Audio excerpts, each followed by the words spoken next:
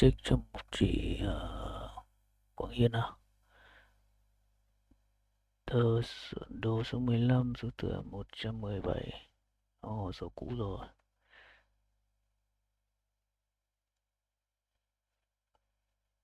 Phương Quảng Yên đây rồi.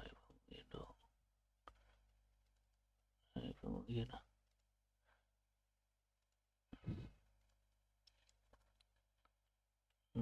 Tờ số 17. Đây rồi, tờ số 17 đây. Đo cái chỉnh được đây này. Xem nó có trông lớn được không nào. Úp sang cái xuống đất nhá. Đất thì không vấn đề gì nhé các bạn nhé. Cái xuống đất hàng năm một lần.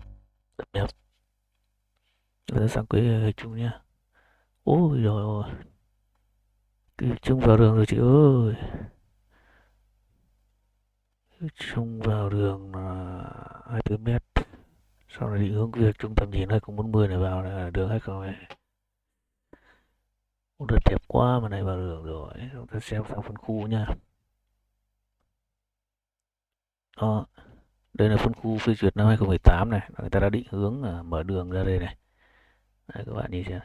Ra đây với phân khu 2018 được duyệt, đây là phân khu A4 này. Phân khu A4 này.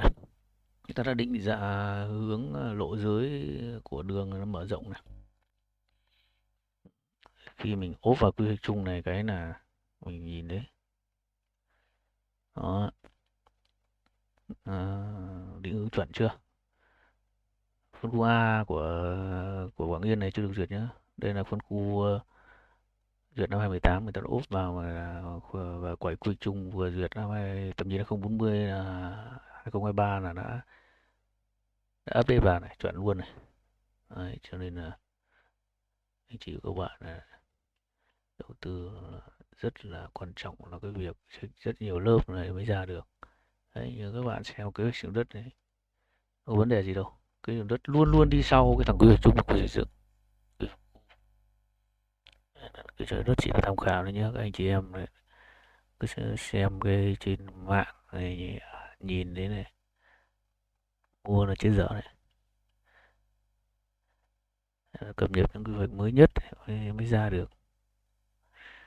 Chúc các anh chị em đầu tư an toàn nhé.